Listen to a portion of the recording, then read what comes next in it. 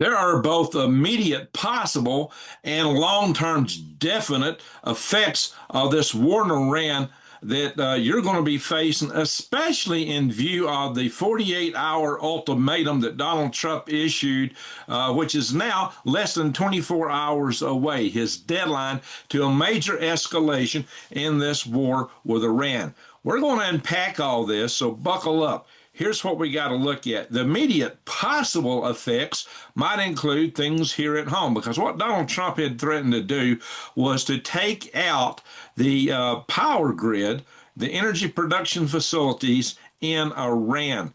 And Iran said they would retaliate in kind, in essence, and they said there were no limits to what they would do. Well, no limits. Does that include sleeper cell attacks finally getting unleashed upon our power grid here in the United States, or hacker attacks? We do know that Iran back in, I believe, 2025 used a cyber attack on the Aliquippa, Pennsylvania water facility and shut that facility down for a period of time.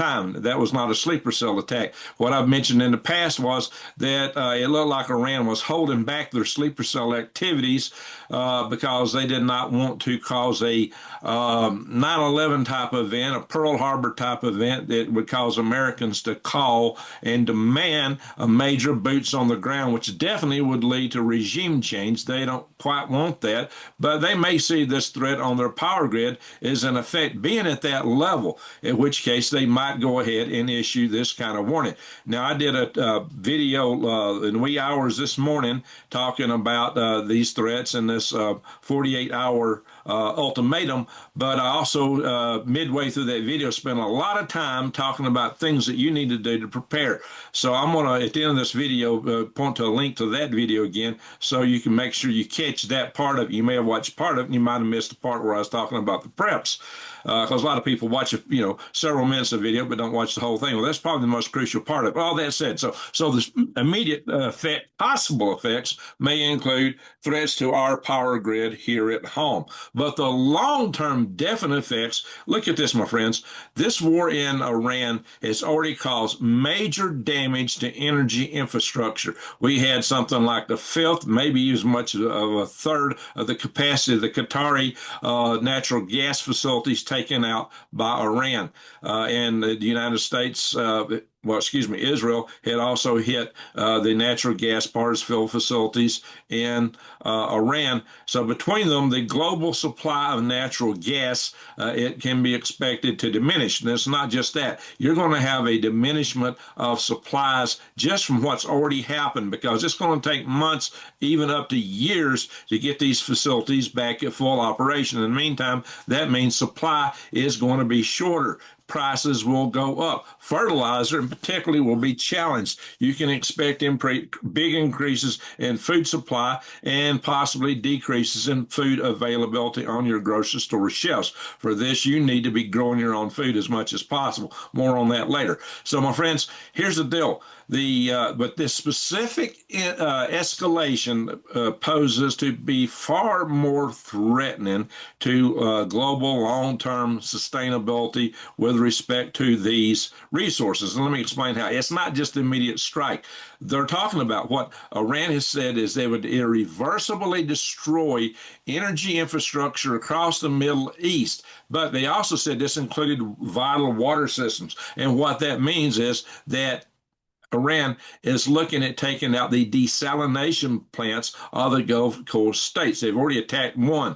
Now, if they really go after these, what this means is water desalination. And even though there's like 400 plants, most of the water desalination is done by just a handful of them, which makes those primary targets. And this puts 40 to 41 million people in the Gulf Coast cities there that produce all this energy, that bring us the sulfur, that bring us the natural gas, that bring us the nitrogen, at risk, at immediate risk. You can only survive 3 days without water, and they're in a hot desert. Suddenly, they don't have power because their power facilities may get hit. They don't have water. They're roasting. You can't live in those big high rises in Dubai and all those fancy cities in the Mid East without air conditioning. Trust me, it's too hot. Air conditioning is a life support system there. Without air conditioning, without water, without power to pump their fuel, you're going to have a major refugee crisis along minimum no roads to get out. The roads that can they travel by air? Will the airports be attacked? Ports have been under attack. They'll be trying to. Well, they'll have to go through the Strait of Hormuz. People are going to be trying to get out. How are they going to get out? The inland routes are very insufficient, and without power, they can't even pump the gasoline to power their vehicles to get out. How are they going to get out? Can be a major humanitarian crisis. A lot of people could actually die in the Middle East. A lot of them may try to get out, but if they do, it's going to be a major refugee crisis. What available fuel is left would definitely, a lot of it would go to people to evacuate. But this has a longer term prospect because the exodus of these people, this is the workforce that maintains the vital energy supplies that have powered the world. A big portion, like 50% of the source materials for fertilizer for nitrogen and sulfur, 50% go through the Strait of Hormuz. And so you're talking about a big long-term hit on global supply of fertilizers. And many of us are homesteaders. A lot of people buy feed for their chickens and animals. Well, this is the stock material that grows a lot of that feed. I myself am working on developing a garden to grow my own chicken feed. These are things you need to look at. But that said, let's go back and look at this because if they're really hitting these water desalination plants, they got to have them for this region to operate. The critical infrastructure can be taken down. It takes years to replace all it. So it could take years for these capabilities to come back online. In the meantime, inflation of food prices can be expected to spiral out of control. This is why if you want to get long-term food storage, do it now. Get your energy now. Get things now that you need. But just go back to this. Seriously, we're not just talking about, the water desalination plants. We're talking about the energy infrastructure required to run the countries and the energy production facilities that the rest of the world directly depends upon because these are critical things. Now, can Iran actually conduct these attacks at the scale that they promised them? We do know they have a lot of missiles. We do know their missile launches have reduced. The hope is that every time they pop up and launch missiles, it identifies their site, and the United States will take out those launchers and also hopefully the missiles stored in whatever area they come from. Hopefully they can identify those at that time and bomb the crap out of them. So pardon me, a cat just clawed me. So these are things to take into account. This is not trivial by any matter. But even if the war stopped today and the Strait of Hormuz just suddenly opened wide open, damage has already been done. And we haven't paid for that damage yet because the lack of liquid nitrogen available to produce fertilizer, from liquid natural gas, which is basically an ammonia product. The lack of that, the lack of sulfur that's already went through the system, this is going to impact us already. So some of this is already baked in. There are going to be increases in food supply. There's going to be some less availability.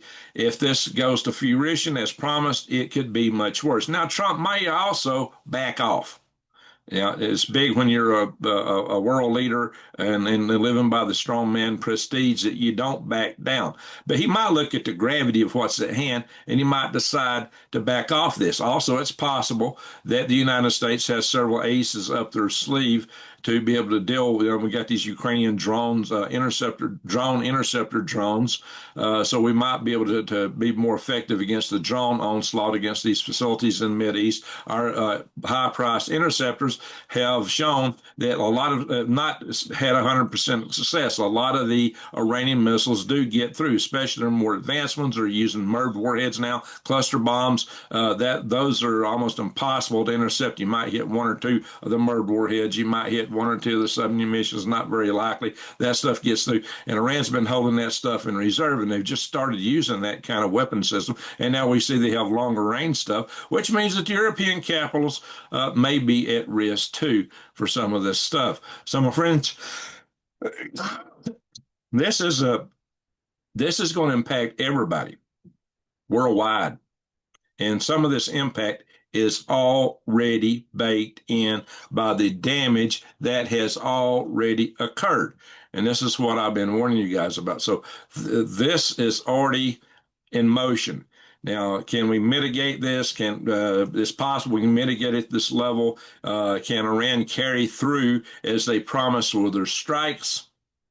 That's a good question. They can do part of it, and part of it can be very significant to further escalate those damages that are already baked in. You can expect that. Also, hitting Iran in this manner is going to cause similar effects within Iran. It might actually lead to regime change because it would turn Iran into Cuba. Iran would, the whole nation would be where Cuba is today, and there's already a big, it might make it very difficult for them to manage the uprising going on there. So it might just happen, but that uprising is not going to happen until the American Israeli forces stop hitting the cities there. When the United States backs off, the public may pummel what's left of the regime, but they don't have arms, so that may stop it. So, being able to call in Israeli airstrikes might help, especially it's been suggested the U.S. and Israel would provide air cover for the protesters. Maybe if they do that, it can make a big difference. I don't know. It's still a tough road to hoe, but they may be willing to take the chances there in Iran at that point because what else they got to lose? Gerald Salenti always said when you got nothing, that when people have nothing to lose, they lose it. They just go all out. And that's where the Iranian people are right now. So, and again, just look in Cuba, the Cubans are destroying government facilities right now in Cuba. So the Cuban regime is at risk. The risk on the Iranian regime may go up, but it's still, I would say more likely than not that unless boots are on the ground in some major way, that the Iranian regime will stay in power. It's not a given, but I still think the odds are in their favor because they got the bang bangs, the smoke poles, if you know what I'm talking about. So, all that said, we're living in interesting times, and the reason for this video is to warn you to get ready and don't waste any time about it. If our grid gets attacked within 24 hours, it's game over. It's like a game of musical chairs. You can keep going around and around in a circle and picking up a few things as you go. But when the music stops and you sit down, what you got is all you got. It's game over. And that could happen fast, possibly. I'm not saying that is going to happen, but it is within the realm of possibilities. And that is something you have to factor in getting your stuff ready. So you might want to go to the store tonight and pick up a few items, get some extra beans, some extra rice, some canned goods, go to the nug store and get some kibbles to feed those nugs. If you don't want a nug, just flip that word around. You got to use little code words here. So these are all things to keep in mind. Seriously, guys, go check out my previous video. I'm going to put a link to it right here. Watch that video about midway, and you will see a lot of the things I was talking about for prepping. Grow your own food, compost, because there may not be any fertilizers. You grow your garden like as if you can't go to town to buy anything. You better have what you got to have. You have what's going to require to make it work. So check that video